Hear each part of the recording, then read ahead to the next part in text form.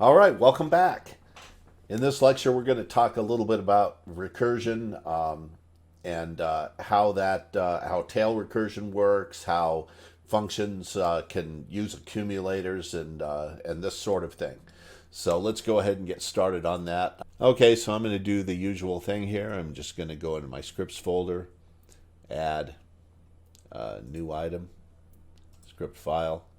We'll call this Recursion and Accumulators. And we'll be talking about a few other things in here as well. So to get started on this, what we're going to do is, we probably won't need it for this one, but I'm going to do an open system anyway and put that into my interactive. Before we get started on recursion itself, because it involves using some types that we've only touched on briefly, I want to talk about several different types that are really commonly used in F#. And the first one is the tuple. Tuples are types that can hold a bunch of any type. And here's an example of a tuple. Tuples are surrounded by parentheses, and the individual items are separated by commas. And in this particular tuple, I've got a 1, which is an integer, a string, another string, and then I've got a function. And that's a Lambda function. We talked about those in the last lecture. So if we run this into the interactive, you see that it says a little bit different type of signature than we've seen before. So I'm going to pull that up here and we'll take a look at it in detail. Let me put that in there and then we will comment it out. So it says that the value of this thing is an int star string star string star int to int, which is, we should recognize that's a function that takes an int and returns an int. And it's saying that it equals what we passed into it, a 1, a string Bill, a string John, and then it created a function out of that lambda that we passed into there. Tuples are a type that can be handed along as a single argument. So we can hand an entire tuple into something. We can say something here like let my tuple equal, let's make that tuple equal that, and put that in the interactive. Now we've got it named, and then we can do some function, let func tup equal, and we can use that tuple in here. But here's something else we can do that's interesting, is we can do this, and we can go something like a comma b comma c comma d, and when we pass this tuple into here, the individual pieces will be broken out into these values. And if we do something here like printfn, and we'll do %a, comma, %a. So %a takes any type, %a and %a, and we'll go a, b, c, d. Oops, typo, printfn.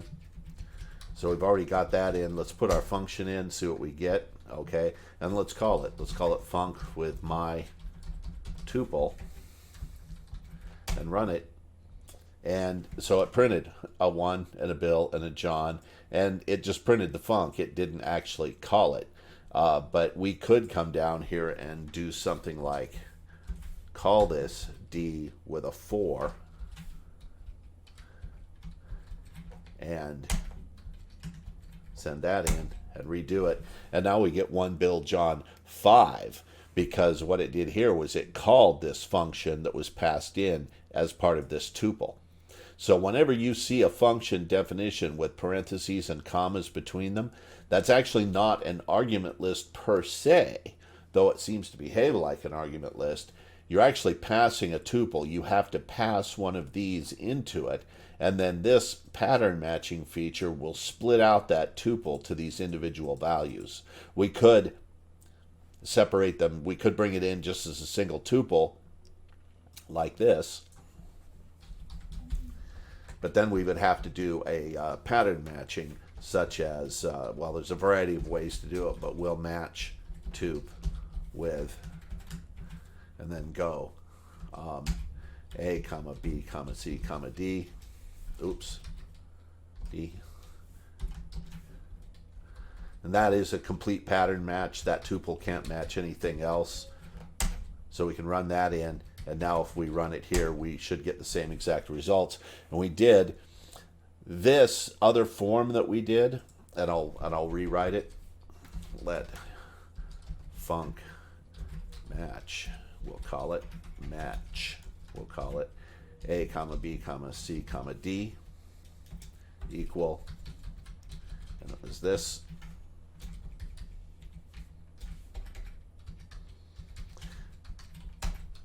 This is an area of basically what is called syntactic sugar.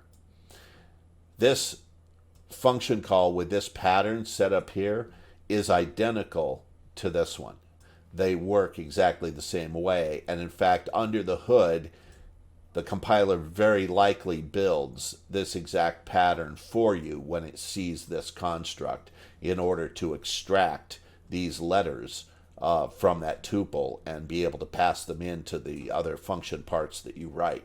That's handled by the compiler for you. You can do it either way, and this is what you will end up with.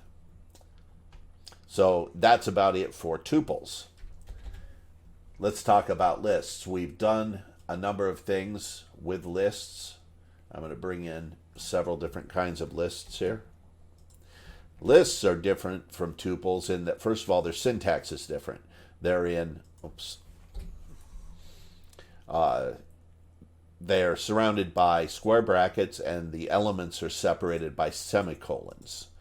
Whenever you do that, you're forming a list. However, each element of the list has to be the same type. So in this case, it's a list of ints. And if we run that in, we will see that it says here that the value is int list and that it contains these integers. So every element's going to be of the same type in a list. This is a list of strings. And this is a list of functions. And you notice that it says it's a list of int to int list. So it's a list of functions that take an int and return an int. Every function in that list must take an int and return an int. Every function must have this exact signature. If it doesn't, if you have something like this,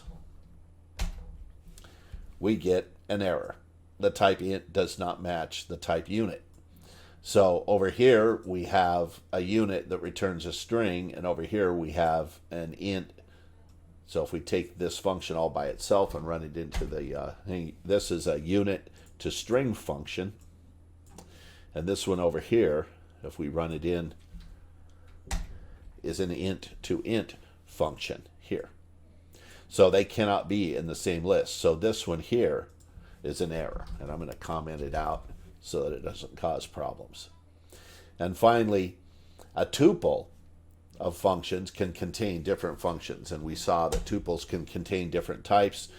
This has the same exact types. It's a tuple that contains a unit to string and an int to int. And one of the things you'll notice here, and I forgot to mention this earlier when we were talking about tuples, when you see the type of a tuple, the individual types will always be separated by this asterisk. There's a reason for that, and we'll talk about it at some point, but for now, just remember the syntax is that this, you can think of it like times, this is a tuple, whenever you see that times. And we'll be writing function signatures as well when we do certain types of constructing of types, especially function signatures, and we may very well use this as a type signature when we do that.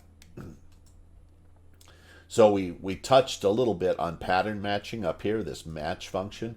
let me talk about pattern matching a little bit because it's an important concept, especially when doing recursive functions. So let me get this.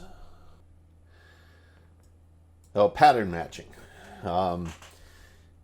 When a function takes something in, we can pattern match on it. And one of the things we can pattern match on is tuples. And a very simple way to do that is with this match with statement. So here is a function 2, that takes in a tuple, and it knows that it's a tuple. You see there it says int star int. It's a little bit small, but we'll go ahead and paste it in. Well, I guess we'll go ahead and paste it in and look at it here on larger.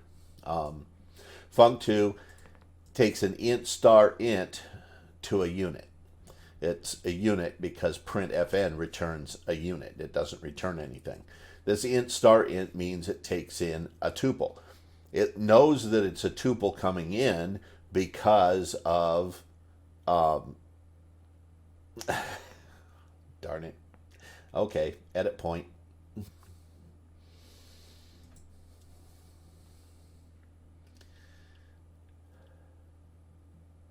It knows that it's a tuple coming in because of type inference.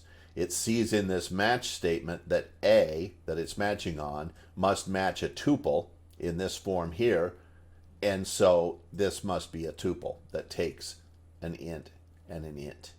And it knows that X and Y have to be ints because of type inference based on these two D's here, which tell it I'm formatting a string to take ints. So X and Y here must be ints. Therefore, it backs up and says this X and Y must be ints. Therefore, this must be a tuple of ints, and this must be a tuple of ints. Just works itself right back, all the way back to figure out what the type must be. And you notice nowhere in there have we specified a type except right here. This is actually where we specified the type, was in this print formatting statement. So anyway, what match does is it looks for this pattern. It looks for one of these patterns. We can have multiple ones on here for some circumstances, and it will lay this value over these so that each one, X and Y, takes on one of the values within that tuple. So if we call it func2 it prints out 2, 3. It found them in there. Pattern matching can do more than that. It can match on lists. And we've already seen a little bit about how lists are built. And here's where I'm going to talk about pattern matching, recursion, and accumulators. So the first and probably the most important thing about recursion is the idea of tail recursion. This first function is just a recursive function. It is not tail recursive. And we're going to demonstrate that it isn't tail recursive. Okay, it is recursive. The way we create a recursive function is we have to tell it that it's going to be recursive with the REC keyword. Then it's just like any other function. It's a name and some values. In this case, there's an accumulator, which we're going to accumulate a value in. When we match against a list, there's several different patterns we can use. This means that it'll match an empty list. If it matches an empty list, if the list it's given is empty, it's going to return whatever the value in the accumulator is. If the list is not empty, it's going to lay it down over this. And what this says is this double colon here is called a cons. And what it basically means is on the left-hand side is a single element of the list, and on the right-hand side is the remainder of the list. In this case, it's the first element of the list followed by everything else in the list. So this is an element, it's an int, and this is a list of int. And it lays that list over that so that head becomes that value, that first element, and tail is whatever's left. What we do after that with this arrow is we call the recursive function. We pass it in the tail, and we pass it in the accumulator, but in this case we're going to add the head value to that accumulator. So what that means is we have to start the accumulator with something like a 0. So let's do that. Let's call it with a list and a 0 and see what happens. Let's put this in first of all. So there it is. Recursive takes a list of ints here, and it takes an accumulator that is a function, that is an int, and it returns an int. Excuse me. It could be looked at. It's not. This could be a function if we were doing partial application. It's going to take an accumulator that's an int and return an int. So if we call it on this small list, it should be no problem. It simply adds them up to 15. Now, there's also kind of a list builder notation, and I'm going to use that here. In fact, we'll do a different one. We'll type in recursive. And we're going to do a list builder notation, and that is we're going to take and start with a 1, and we're going to put a dot dot and some number, like 100, and pass in a 0 for the accumulator. Well, it didn't seem to have any problem with that.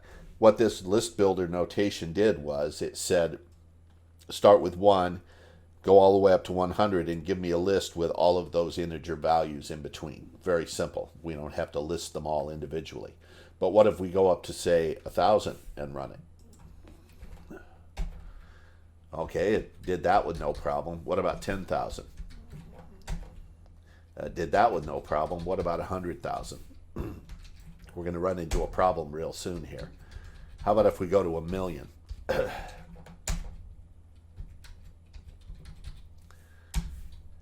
10 million? Well, we overflowed.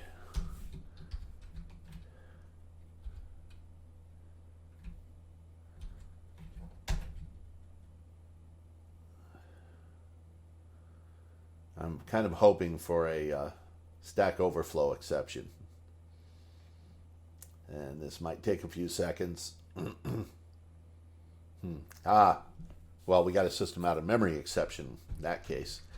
I'm wondering why I didn't get a Stack Overflow exception, because this... Oh, well, okay. We haven't...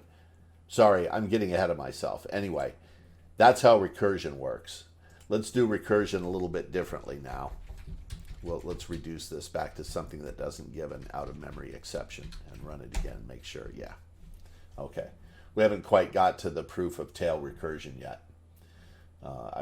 For some reason, I was thinking that one was going to blow up, but that's not. That is, in fact, tail recursive. The very last call is the recursive call. It's got nothing left to do. We'll get into tail recursion momentarily. Let's sum. Okay, so that was summing up a list.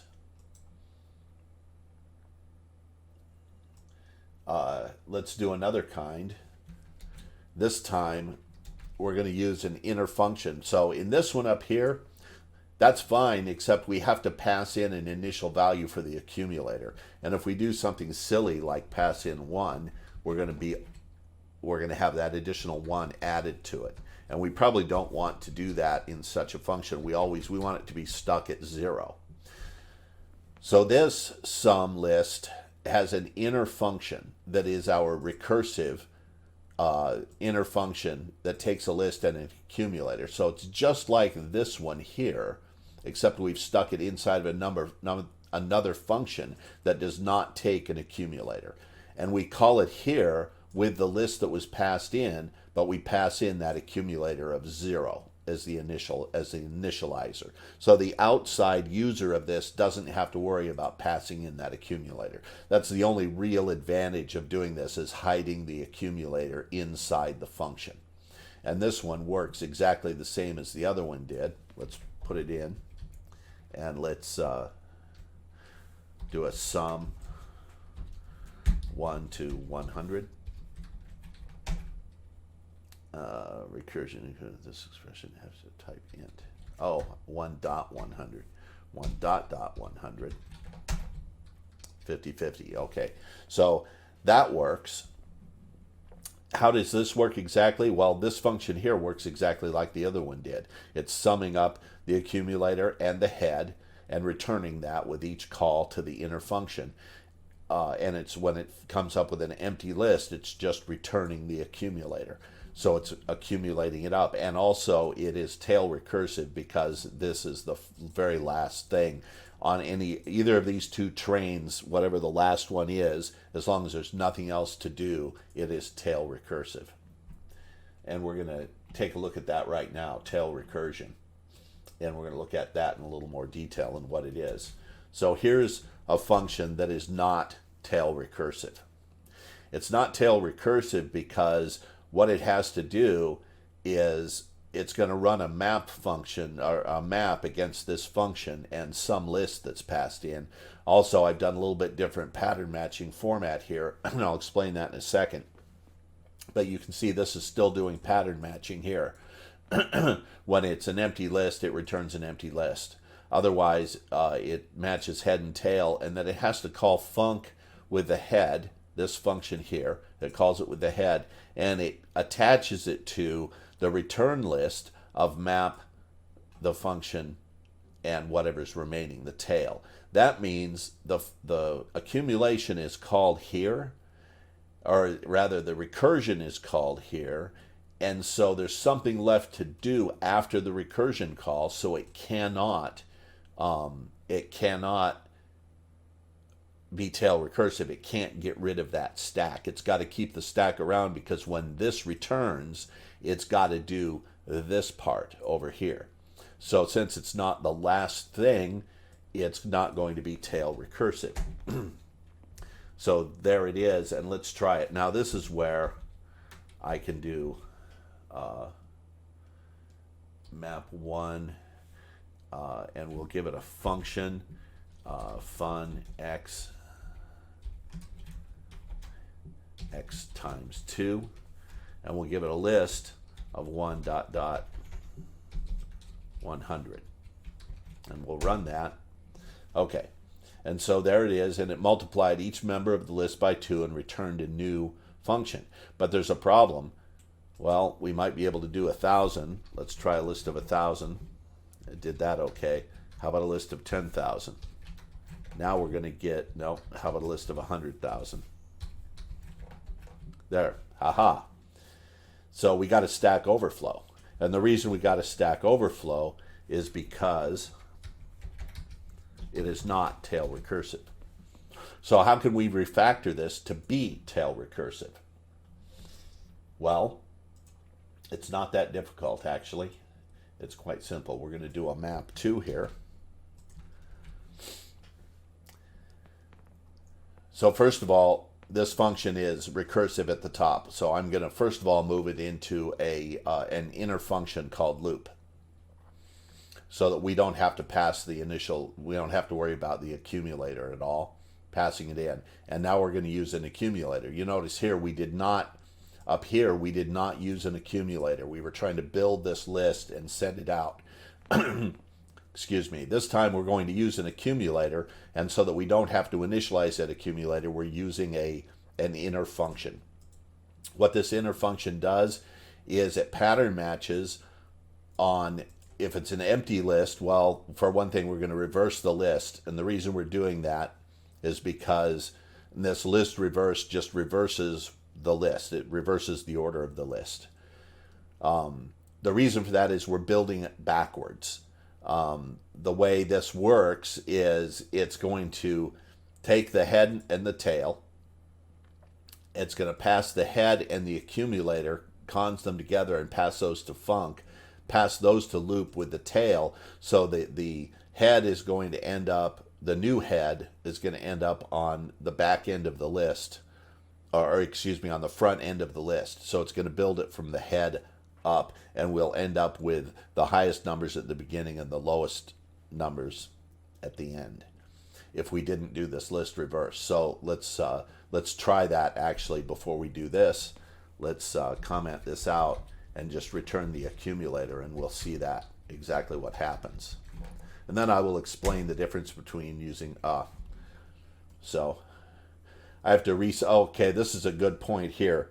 So when you get really bad exceptions inside the interactive, it can mess up the interactive's internal state. And that's what's happened here. I can press enter to restart, and sometimes it'll restart, and it did. Or you can right click if that won't work and click reset interactive session. And if something's running in a long loop and you want to end it, you can do cancel interactive evaluation here. Two important things inside the interactive. So we need to put our map function back in. And then we'll run this. And that's a huge number. And it did them all, but you notice the very first one is this big number. That's because we didn't reverse it. It's building the list backwards, but it's building the list tail recursive. Loop is the last thing called. Nothing else has to happen after loop is called. Therefore, it's tail recursive, and we can recurse as long as we want. We've recursed a huge number of times here against this list, this gigantic list. Let's put this back in and reverse the list at the end and reload this into the interactive and see what happens here with map 2. It'll take a few seconds to run. And there it is. Now it's not showing the whole thing in the interactive. This was very nice of them to do that because this would be dumping out numbers for quite some time. It's only showing the first part of it. But you can see that it did multiply them and it did run the whole list out to, what is this? 1, 2, 3, a list with 10 million items in it, and it recursed 10 million times without giving a stack overflow. So that's proof of that tail recursion that's going on there.